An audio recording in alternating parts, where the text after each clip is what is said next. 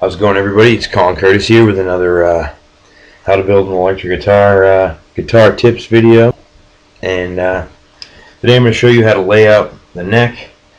I'm going to show you how to draw your lines, how to do your measurements, how to base it off another neck. I mean, for most people, if you're building a guitar, you probably have the smarts to figure it out yourself. I figured out most of this stuff myself, but I'm sure you could do it too.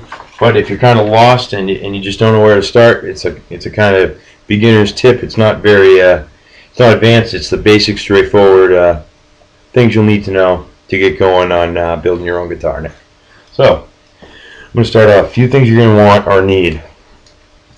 You don't necessarily need this, but it's a hell of a lot easier to have. I got this digital caliper here by Pittsburgh. Got it at Harbor Freight for I think it was like $8, and it's a lifetime guarantee. And the battery lasts 2 years, I think it said. But it's pretty nice. I think if you don't have a Harbor Freight around here, Harbor Freight's like a discount tool wholesale supply thing. Home Depot or Lowe's will have them. They'll be a little more pricey. They're probably a little more quality too, but they might even be a little more precise. But when you're dealing with 0.1 of a millimeter, that's, if you're a machinist, yeah, but when you're dealing with wood, you got a little more wiggle room. It's not, it's not steel. It can budge a little bit. So I'm going to show you how to lay out a neck and how to get started here. So I got the caliper. You're going to want a pencil. You're going to want a piece of paper. I got a piece of paper here with some numbers on it. And you're going to want a nice rule, ruler, flat, straight, and calculator helps out. I deal with the metric system more than I deal with the standard system that we use here in America, but you'll see why when you start building guitars. It's a lot easier. 42 millimeters divided in half is 21 millimeters, and if the smallest thing you'll really be dealing with that will even have any change on anything is like 1/4 of a millimeter. So you're still dealing with quarters and halves and 3/4 and wholes, because anything smaller than 1/4 of a millimeter is freaking tiny. It's real small. So get going here. I built a few necks, and I've built a few guitars, and they've all sounded really nice, and this is how I do my necks every time. So we're gonna show you how to do it here. We, as in me and myself. But we're gonna get started here. What you're gonna want to do is, I got this all written down just for all intents and purposes. You're gonna want to measure the width of the neck at the widest point where it will be meeting the neck pocket. And what I have here is, I gotta tie this. I have 55 millimeters. This is a Mexican Strat neck. 55 millimeters wide. Go ahead and write that down. 55 millimeters wide. Then you're going to want to measure the width at the nut. Up here at the nut. Can you see? Yep. And what I usually like to go to on these, you get like 41.7, 41.8. So we can call it 42.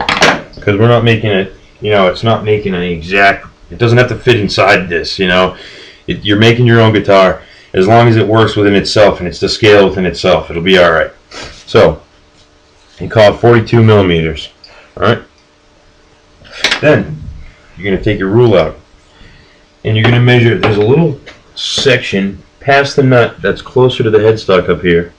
That's about 3 millimeters long.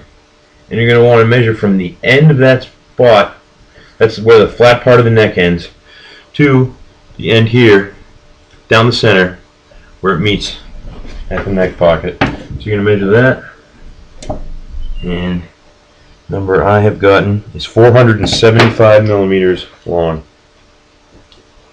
So you got 475 millimeters. Then, you're going to want to measure the thickness of the neck. And you've got 25 25.5 millimeters thick. So you're going to write that down as well.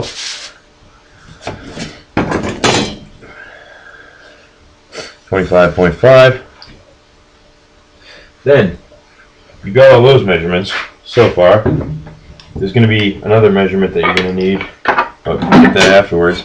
You're going to want to get a block of wood. Maple. I'm using maple. That's what they're made out of. Use mahogany. You can use rosewood. If you can find a nice piece of rosewood, you can glue some rosewood together. Played a Music Man guitar with a solid rosewood neck, and man, it was beautiful. But anyways, you're going to want to make sure you got a nice square piece of wood. You know, it's the same thickness or same width all the way down. You know, all the way. And you're going to want to find a center line for this. You're going to need the center line for matching up with the bridge. You need the center line for putting the fingerboard on and putting the center of the fingerboard on. You're going to need the center line. You're also going to need it to route the truss rod slot. So, you're going to measure. I got 85 millimeters. So, what's that, 42.5? Measure 42.5 at one point here. Do it at one point here. Do it at one point here. Do it at one point here. You don't really need 4 points. Usually 3 works. You do one in the center and one at both ends. Then you take all those points you marked and you make sure that your rule is on all of them from one end to the other, and you're going to mark your center line. I didn't really do it because I have it on the other side.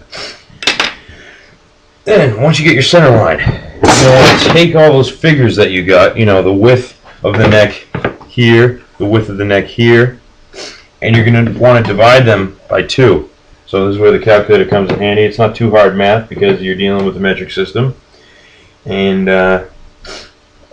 for 55 millimeters, what I get is 27.5 millimeters. So I'm going to take the rule out, and I'm going to put 27.5 on the rule, on the center line. I mean, 27.5. You match up with your center line, and you mark one end of the rule, and then you mark the other 55 millimeters, which is the total width of the neck, and you've got yourself a centered neck on the neck pocket side. Then you're going to do the same thing up here. You're going to divide 42 millimeters in half, which was the width of this, and you're going to get 21 millimeters. You're going to take 21 millimeters, you're going to line it up on your center line, mark at the end of the rule right here, and then you're going to mark at 42 millimeters, and you've got the thickness up here. You've got those 4 points, 1, 2, 3, 4, marked out. You're going to get your rule, and you're going to draw a straight line from those points. Use a pencil, don't use a marker. Markers are too thick. You get your straight line there. Come over here, you get your straight line there.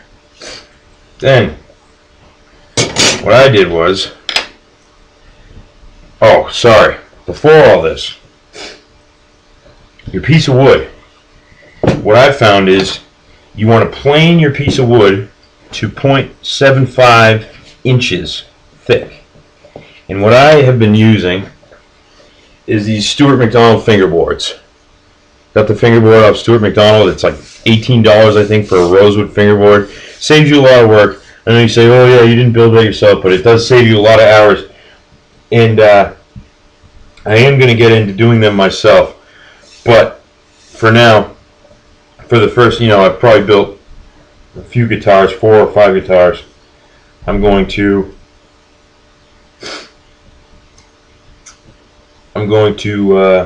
excuse me. I'm going to be using these fingerboards. So when you put that on a piece of maple that is 3/4 inch thick, it is exactly the same thickness as your Mexican Strat neck here. Got 25.5 millimeters. Turn this on. You've got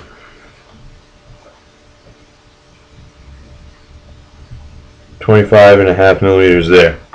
Alright, so set that aside. If you do choose to get one of these fingerboards, go with the Strat style scale length, because you're making Strat style neck. At that point, you've got that down. I made my own truss rods before in the past, but I never made one of these double action truss rods, so I also ordered this off Stuart McDonald. And I I highly condone Stuart McDonald. They're a great business, and I hope they stay in business, and I think they will. They're very speedy service, and they ship to your house. It always gets to my house within 2 or 3 days, which is unbelievable for standard shipping. And they're great. You want to take your truss rod. This is a double acting hot rod truss rod, and you're going to line it up right at the nut. I made this line 475 millimeters from the end here to the end here. I took a square, squared it off, and drew a straight line, and that's where the end of the board is. So I'm going to line this truss rod up with the end of the board. And I have the nut just exposed enough so that I can access it and tighten it and loosen it. And I'm going to mark off here, right there, and that's how long my slot is going to be. I'll continue with another video in a little while. I'll get back to you and show you how to get the rest of the neck done, how to route the slot, and hopefully that gets you started on your basic neck layout. Thanks, guys.